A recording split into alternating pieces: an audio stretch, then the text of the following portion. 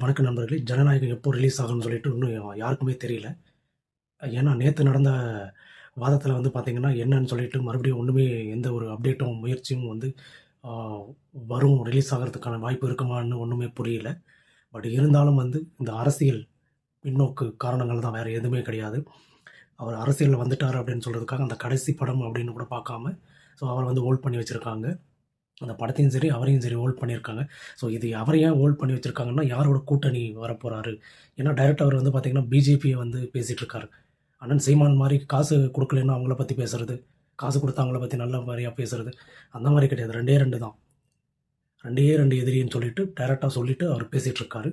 So அதனால வந்து அது ஏன்னா அரசியல் தெரியும் இல்லையா? அரசியல் வந்து எப்படி சொல்றது? ஒரு சாக்கடை மாரி அப்படின்னு சொல்லுவாங்க.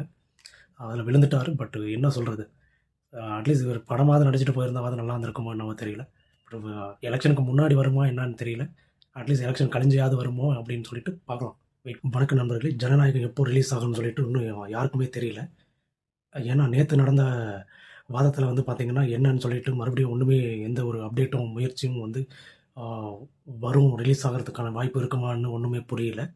பட் இருந்தாலும் வந்து இந்த அரசியல் பின்னோக்கு காரணங்கள் தான், வேற எதுவுமே கிடையாது. அவர் அரசியல்ல வந்துட்டாரு அப்படின்னு சொல்றதுக்காக அந்த கடைசி படம் அப்படின்னு கூட பார்க்காம, ஸோ அவர வந்து ஹோல்ட் பண்ணி வச்சிருக்காங்க. அந்த படத்தையும் சரி, அவரையும் சரி ஹோல்ட் பண்ணியிருக்காங்க. ஸோ இது அவர ஏன் ஹோல்ட் பண்ணி வச்சிருக்காங்கன்னா, யாரோட கூட்டணி வரப்போறாரு? ஏன்னா டைரக்ட் அவர் வந்து பார்த்தீங்கன்னா, பிஜேபிய வந்து பேசிட்டு இருக்காரு. அண்ணன் சீமான் மாரி காசு குடுக்கலன்னா அவங்கள பத்தி பேசுறது, காசு குடுத்தா அவங்கள பத்தி நல்ல மாரியா பேசுறது, அந்த மாரி கிடையாது. 2டே 2 தான். 2டே 2 எதிரின்னு சொல்லிட்டு டைரக்ட்டா சொல்லிட்டு அவர் பேசிட்டு இருக்காரு.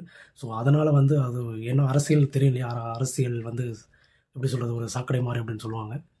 அதில விழுந்துட்டாரு. பட் என்ன சொல்றது?